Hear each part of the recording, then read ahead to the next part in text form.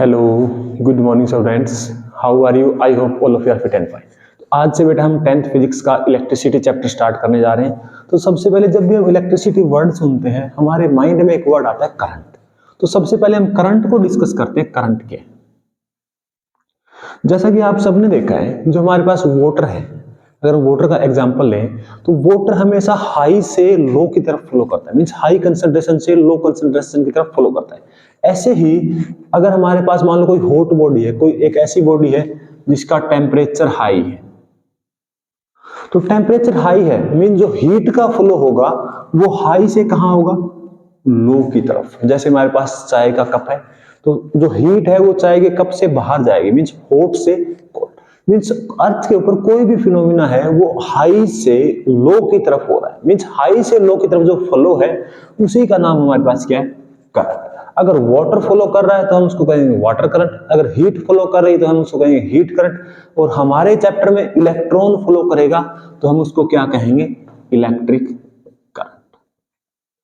तो I hope आपको ये क्लियर हो गया होगा कि करंट वर्ड का क्या मीनिंग। कोई भी हाई कंसंट्रेशन से लो कंसंट्रेशन की तरफ जो फ्लो है उसको हम क्या कह रहे हैं?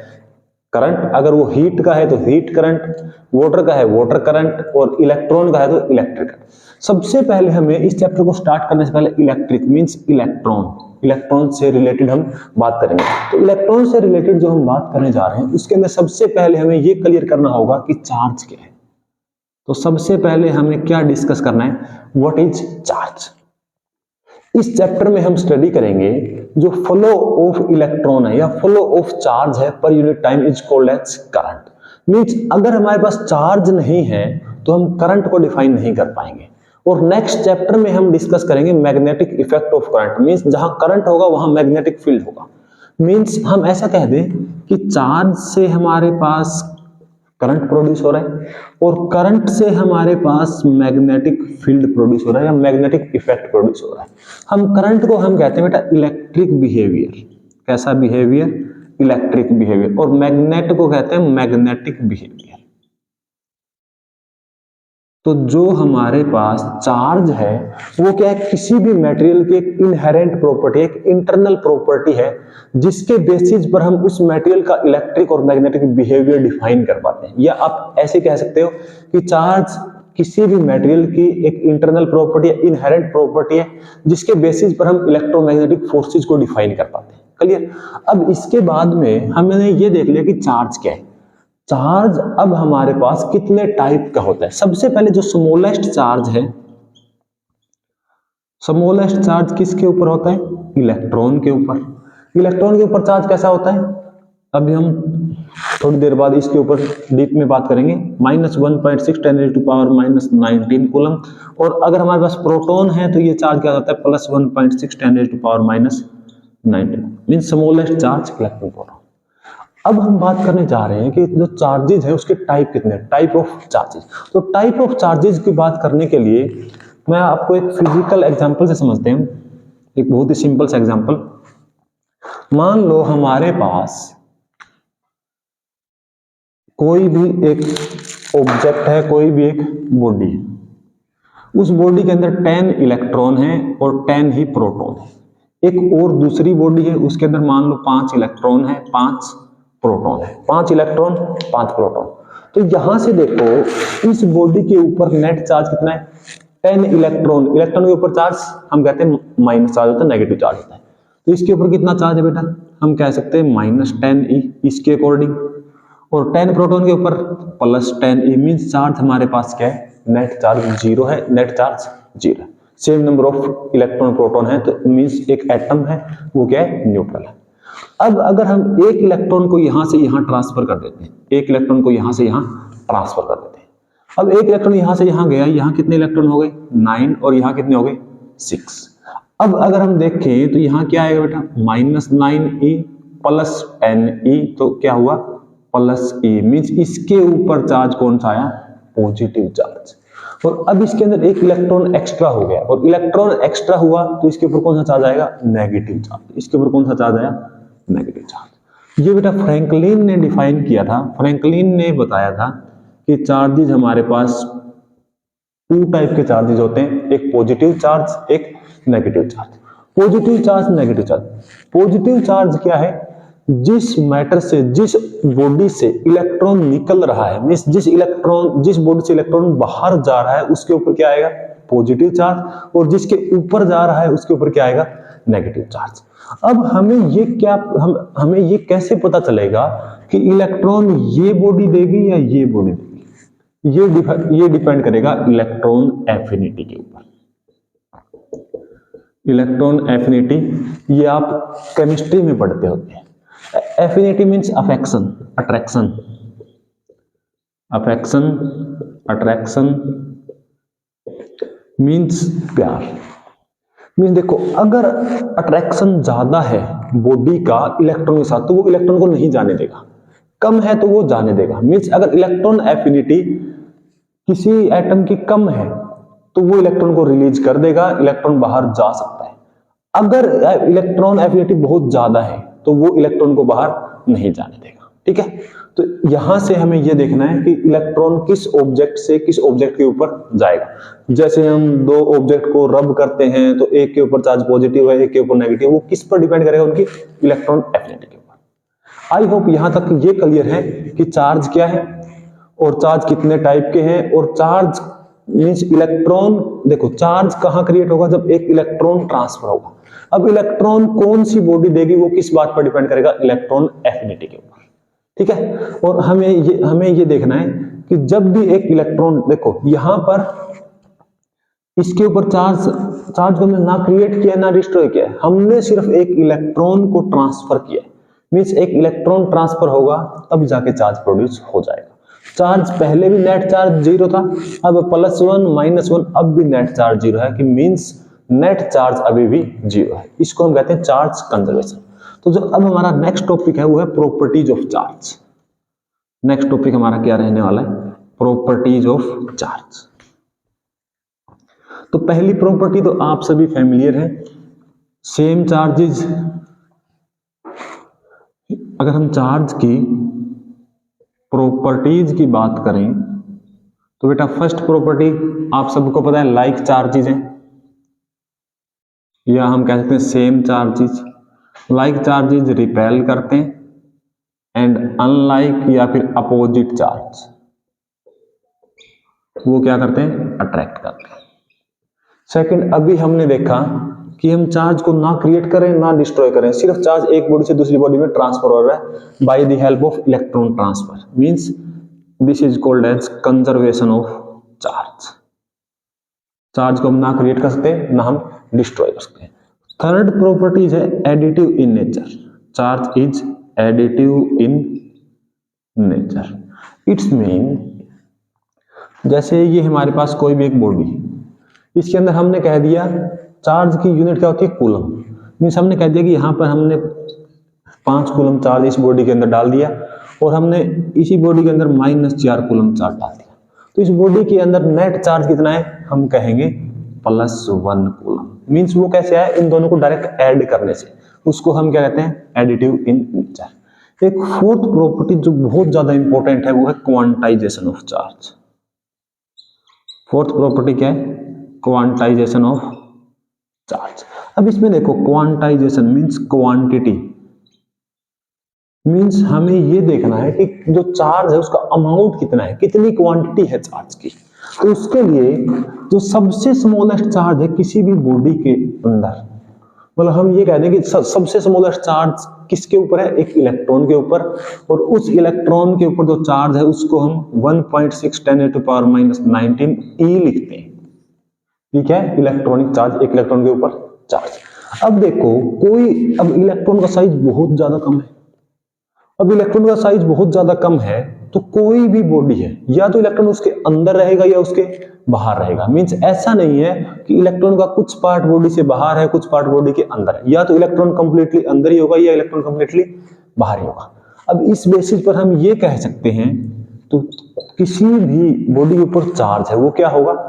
±NE। अगर प्रोटॉन ज्यादा है तो चार्ज पॉजिटिव आ जाएगा, इलेक्ट्रॉन ज्यादा है तो चार्ज नेगेटिव। और n क्या है? Number, means complete number, integral multiple of natural number. Means integral multiple of इसको हम कहते हैं an integral multiple of natural number. ऐसा क्यों कहते हैं? क्योंकि n की वैल्यू क्या होगी, 1 2 3 4 5 6 इस टाइप से होगी। मींस 1 और 2 के बीच में वैल्यू बहुत सारी इनफाइनाइट वैल्यूज पॉसिबल है, 1.1 1.01 1.12 1 एनीथिंग, वो कोई भी पॉसिबल नहीं है। इसलिए या तो चार्ज की वैल्यू 1 e पॉसिबल है या चार्ज की वैल्यू 2 e पॉसिबल है। मींस या तो 1 e पॉसिबल है या 2 e पॉसिबल। इसके बीच में चार्ज की बहुत सारी वैल्यूज थी, उनको कहते हैं बेटा कॉन्टिन्यूअस। तो चार्ज कैसा है, कॉन्टिन्यूअस नहीं है, सिर्फ दो ही वैल्यूज पॉसिबल है। अगर हम 1e और 2e की बीच की बात करें, 1e से लेकर 2e तक सिर्फ दो ही वैल्यू पॉसिबल है, तो इसको कहते हैं डिस्क्रीट नेचर। तो क्वांटाइजेशन एक हमें ये भी बताता है कि चार्ज कैसा होता है, डिस्क्रीट इन नेचर।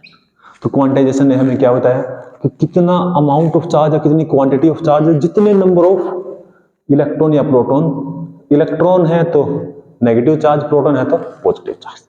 तो आई होप यहां तक आपको ये क्लियर हो गया होगा कि चार्जेस के बारे में। अब हम आते हैं अपने मेन टॉपिक के ऊपर, जो हमारा मोटिव है आज के लेक्चर का, वो है करंट। तो सबसे पहले हम करंट को डिफाइन करने जा रहे हैं। आप सबको पता है करंट कहां फ्लो करेगा, एक वायर के अंदर। करंट कहां फ्लो करेगा बेटा, एक वायर के अंदर।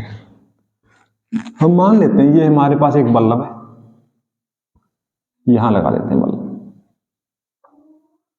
ये हमारे पास एक बल्ब है और यहां हमने एक बैटरी लगा दी और यहां हमने एक की लगा दी। क्या लगा दिया, की। और ये कोई एक हमारा सिंपल से सिंपल एक इलेक्ट्रिक सर्किट है। अब हम इसके अंदर देखना चाह रहे हैं कि करंट कैसे होगा। सबसे पहले देखो, जैसे ही हम की को, अब हमारे पास की क्या है, ऑफ है। की ऑफ है तो सर्किट में करंट जीरो है। मींस करंट हमेशा कहां से कहां होता है, करंट ऑलवेज फ्रॉम, करंट की जो हमने स्टार्टिंग इस लेक्चर में हमने देखा कि करंट के हाई से लो की तरफ फ्लो। तो हाई क्या बेटा, पॉजिटिव टर्मिनल, लो क्या नेगेटिव। मींस आएगा कहां से, पॉजिटिव से नेगेटिव। मींस करंट की डायरेक्शन ये होगी। ठीक है, अब आई है क्या, जीरो। अगर हम की को ऑन कर दें, अगर हम की को ऑन कर दें तो अब हमारा करंट जीरो नहीं रहेगा। वायर में कुछ ना कुछ 1 ampere 2 ampere 3 ampere 4 ampere current flow करेगा। अब करंट फ्लो करेगा, आई मींस करंट फ्लो कर रहा है। लेकिन एक्चुअल में हम देखना चाह रहे हैं कि करंट फ्लो कर रहा है तो क्या फिनोमिना हो रहा है। मान लीजिए हमारे पास एक वायर है और इस वायर में करंट फ्लो हो रहा है। मींस आपको पता है कि बल्ब ऑन है तो करंट फ्लो हो रहा है, लेकिन हम ये देखना चाहते हैं कि इस वायर के अंदर एक्चुअल में हो क्या रहा है।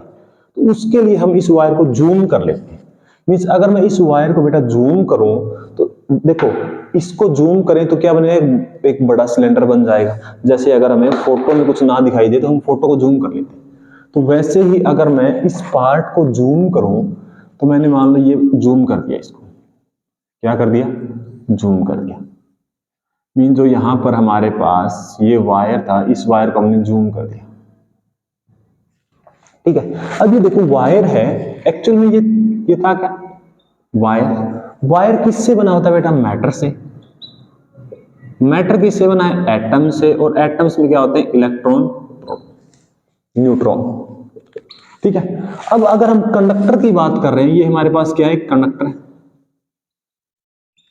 अगर कंडक्टर है तो कंडक्टर के अंदर large number of free electrons present होते हैं। मींस इसके अंदर बहुत सारे लार्ज अमाउंट में फ्री इलेक्ट्रॉन्स प्रेजेंट है। अब लार्ज अमाउंट में फ्री इलेक्ट्रॉन्स प्रेजेंट है।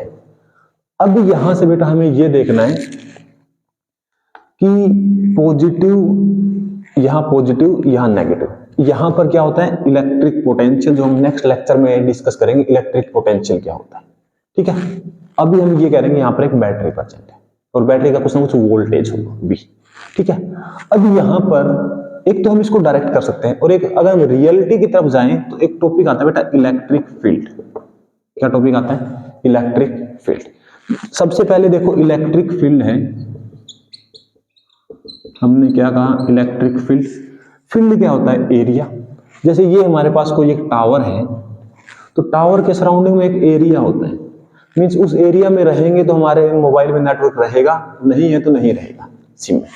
तो वो क्या है, नेटवर्क एरिया। अब हमारे पास क्या है, इलेक्ट्रिक मींस कोई चार्ज है, उस चार्ज के सराउंडिंग में एक एरिया है। अगर कोई दूसरा चार्ज उस रीजन से बाहर है तो बाहर है, वो उसके ऊपर अट्रैक्ट या रिपेल नहीं करेगा। अगर वो चार्ज उसके अंदर है तो वो उसको अट्रैक्ट रिपेल करेगा। मींस किसी भी चार्ज के सराउंडिंग में एक एरिया, अगर कोई चार्ज उस रीजन के अंदर है तो उस चार्ज को अट्रैक्ट या रिपेल करेगा, फोर्स लगाएगा। अगर उससे बाहर है तो नहीं लगाएगा। तो उस एरिया का नाम क्या है, इलेक्ट्रिक फील्ड। और इलेक्ट्रिक फील्ड की डायरेक्शन कहां से कहां होती है, पॉजिटिव से नेगेटिव। और इलेक्ट्रिक फील्ड का फॉर्मूला होता है F is equal to q e. यहां लिख देते हैं F will be equal to q e. अब देखो इलेक्ट्रिक फील्ड कहां से कहां, पॉजिटिव से नेगेटिव। मींस ये हमारे पास क्या है, पॉजिटिव, ये क्या है, नेगेटिव। मींस ये हमारी डायरेक्शन है इलेक्ट्रिक फील्ड की। ये हमारी डायरेक्शन किसकी है, इलेक्ट्रिक फील्ड की। अब ये डायरेक्शन इलेक्ट्रिक फील्ड की है, तो अब आप सिंपल सी एक बात सोचो, अगर ये चार्ज पॉजिटिव है तो जिस डायरेक्शन में ई है उसी में फोर्स आएगा। लेकिन हमारे पास है कौन, इलेक्ट्रॉन्स। इलेक्ट्रॉन्स है तो बेटा इलेक्ट्रॉन्स के ऊपर चार्ज क्या है, नेगेटिव। नेगेटिव चार्ज है तो यहाँ क्या आएगा, नेगेटिव साइन। नेगेटिव साइन जिस साइड इलेक्ट्रिक फील्ड है, इलेक्ट्रॉन के ऊपर फोर्स कहां लगेगा, अपोजिट साइड। मींस जितने भी इलेक्ट्रॉन्स है सबके ऊपर फोर्स कहां है, इस साइड। इसको आप सिंपली ऐसे समझ सकते हो कि ये पॉजिटिव है तो जो इलेक्ट्रॉन्स है नेगेटिव, उनको अपनी तरफ अट्रैक्ट कर रहा है। लेकिन रियलिटी है कि वो इलेक्ट्रिक फील्ड की वजह से हो रहे हैं। ठीक है, अब जितने भी इलेक्ट्रॉन्स है वो सारे कहां आ रहे हैं, इस साइड फ्लो कर रहे हैं। मींस इलेक्ट्रॉन्स का फ्लो कहां है, इस साइड। इसको हम बोलते हैं इलेक्ट्रॉनिक करंट। जो इस डायरेक्शन में करंट होगा उसका मैं क्या नाम रख रहा हूं, इलेक्ट्रॉनिक करंट। और जो ये हमारा था, ये क्या है, करंट या कन्वेंशियल करंट, जो करंट होना चाहिए रियलिटी में हाई से लो की तरफ। तो यहां से हमें ये भी कंक्लूड करना है कि कन्वेंशनल करंट और इलेक्ट्रॉनिक करंट है तो इक्वल, लेकिन डायरेक्शन अपोजिट है। मींस हम ये कह सकते हैं कि एक्चुअल में करंट हमारा क्या है, कन्वेंशनल करंट, तो वो क्या है, इलेक्ट्रॉन की डायरेक्शन के अपोजिट है। तो हमें यहां से ये भी कंक्लूड करना है कि जिस साइड इलेक्ट्रॉन चलेंगे करंट हमेशा उसके अपोजिट चलेगा। क्लियर, चलो ओके। तो अब यहां से हमने क्या देखा, करंट मींस करंट एक्चुअल में क्या हो रहा है, इलेक्ट्रॉन फ्लो कर रहे हैं, मींस फ्लो ऑफ चार्ज। तो यहां से बेटा हमें क्या करना है, इलेक्ट्रॉन हमारे पास क्या है, फ्लो ऑफ चार्ज। तो करंट को हम क्या कहेंगे, sorry, flow of charge, rate of flow of charge. इसकी हम अभी बात करेंगे, ऐसा क्यों बोला गया। करंट को हम किस में मेजर करेंगे, एमीटर में। एमीटर एक डिवाइस है, वो मेजर करेगा करंट को, और वो किस यूनिट में मेजर करेगा, एम्पियर में। तो ए से लिखेंगे एम्पियर। ठीक है, चलो अब हम थोड़ा आगे मूव करते हैं। अब आपको यहां पर मैं एक रीजन डिफाइन कर रहा हूं। मींस ये कोई एक आर्क है, मींस एक्चुअल में ये कोई रीजन है और आप इसके ऊपर फोकस किए हुए हैं। ठीक है, आप ये देख रहे हैं कि इलेक्ट्रॉन तो इस साइड फ्लो कर रहे हैं। एक बार आपने देखा कि, एक बार इसको रफ कर देता हूं, स्पेस बना लेते हैं। हम यहां से ये देख रहे हैं कि इलेक्ट्रॉन इस साइड फ्लो कर रहे हैं और आप इस रीजन के ऊपर कॉन्सेंट्रेट किए हुए। तो आपने एक बार ये देखा कि हमारे पास एक सेकंड में एक बार 10 इलेक्ट्रॉन निकल गए इस रीजन से। आप इसके ऊपर फोकस किए हुए, एक सेकंड में 10 इलेक्ट्रॉन निकल गए। फिर आपने दोबारा फोकस किया, एक सेकंड में 20 इलेक्ट्रॉन निकल गए। तो बेटा किस केस में करंट ज्यादा होगा, करंट है क्या, फ्लो ऑफ चार्ज। अगर फ्लो ऑफ चार्ज ज्यादा है तो करंट ज्यादा होगा, फ्लो ऑफ चार्ज कम है तो करंट कम होगा। तो इस केस में इलेक्ट्रॉन ज्यादा ट्रांसफर हुए, चार्ज ज्यादा ट्रांसफर हुआ, तो करंट ज्यादा होगा। मींस हम यहां से ये कंक्लूड कर दें, I directly proportional to q, I directly proportional to q. Second point, अब अगर मैं ये कहूं कि आप इसके ऊपर फोकस किए और आपने ये देखा कि एक बार तो एक 10 इलेक्ट्रॉन एक सेकंड में फ्लो कर गए, दूसरी बार आपने देखा कि 10 इलेक्ट्रॉन को फ्लो करने में आपको 5 सेकंड लग गए, तो किस केस में करंट ज्यादा होगा। देखो, एक सेकंड में 10 इलेक्ट्रॉन, एक 5 सेकंड में 10 इलेक्ट्रॉन। मींस इस केस में इलेक्ट्रॉन का जो फ्लो है वो कम है, स्लो फ्लो है। मींस टाइम ज्यादा है तो फ्लो कम है, मींस करंट कम है। टाइम कम है तो फ्लो ज्यादा है, मींस करंट है वो टाइम के इनवर्सली प्रोपोर्शनल है। और बेटा इन दोनों स्टेटमेंट को मैं इकट्ठा कर दूं इक्वेशन 1 और 2 को, तो आई क्या जाएगा Q बाई टी। यहां से हम फॉर्मूला बना देंगे I will be equal to Q by T. तो आई का हम क्या फॉर्मूला पढ़ेंगे करंट का, Q बाई टी। एक तो बेटा ये फॉर्मूला न्यूमेरिकल के लिए। सेकंड, अभी हमने ये भी पढ़ा कि Q हमारे पास क्या था, Q हमारे पास था NE। तो एक ये फॉर्मूला रहेगा NE बाई, तो I के हमारे पास दो फॉर्मूले हैं Q बाई टी और I is equal to NE by T. तो ये दोनों फॉर्मूले बेटा न्यूमेरिकल के लिए बहुत ज्यादा इंपॉर्टेंट है। कैसे, अगर ये कहे कि इतना कूलम्ब चार्ज फ्लो हुआ है तो कितना करंट है, तो आपको ये फॉर्मूला लगाना है। अगर ऐसा क्वेश्चन हो कि इतना करंट है सर्किट में तो कितने नंबर ऑफ इलेक्ट्रॉन्स ट्रांसफर्ड हुए, मींस नंबर ऑफ इलेक्ट्रॉन का जहां कहीं भी जिक्र हो तो हमें ये फॉर्मूला अप्लाई करना है। कूलम्ब का चार्ज का हो तो ये फॉर्मूला अप्लाई करना है। ठीक है, अब यहां से एक और क्वेश्चन बनता है, वो है कि 1 एम्पियर को हम कैसे डिफाइन करेंगे, मींस डिफाइन 1 एम्पियर। तो सिंपली देखो, अगर मैं Q की जगह 1 कूलम ले लेता हूं, टाइम की जगह 1 सेकंड ले लेता हूं, तो I की वैल्यू क्या आएगी बेटा 1 एम्पियर। मींस किसी भी एक वायर से अगर 1 सेकंड में 1 कूलम चार्ज फ्लो कर रहा है तो उस वायर में जो करंट है वो क्या है 1 एम्पियर। तो आपको यहां से डेफिनेशन क्रैम नहीं करना। ठीक है, मींस फिजिक्स बेटा बहुत आसान है अगर आप उसके कंसेप्ट क्लियर करके समझो तो। ठीक है, देखो 1 एम्पियर को डिफाइन करना है। ये करंट 1 एम्पियर कब आएगा, जब Q भी 1 हो और P भी 1 हो। मींस 1 कूलम चार्ज 1 सेकंड में किसी वायर में फ्लो कर रहा है तो उस वायर में 1 एम्पियर करंट फ्लो कर रहा है। ठीक है, तो ये था हमारा आज का लेक्चर। आई होप कि आपको बहुत अच्छे से समझ आया होगा। और अगर बेटा आपको इंटरेस्टिंग लगा, कुछ यूनिक लगा, तो आप अपने फ्रेंड सर्कल में शेयर जरूर करेंगे। ओके, नेक्स्ट लेक्चर में हम डिस्कस करेंगे ओम्स लॉ के बारे में। ठीक है बेटा, अगेन मैं ये कह रहा हूं इन दो फॉर्मूलाज के ऊपर सीबीएसई और एचबीएसई बोर्ड में कंटिन्यूअसली न्यूमेरिकल्स आ रहे हैं, तो इन दो फॉर्मूलाज के ऊपर आप न्यूमेरिकल ट्राई करोगे। ठीक है, okay, thank you so much, have a nice day, keep smiling, keep sharing.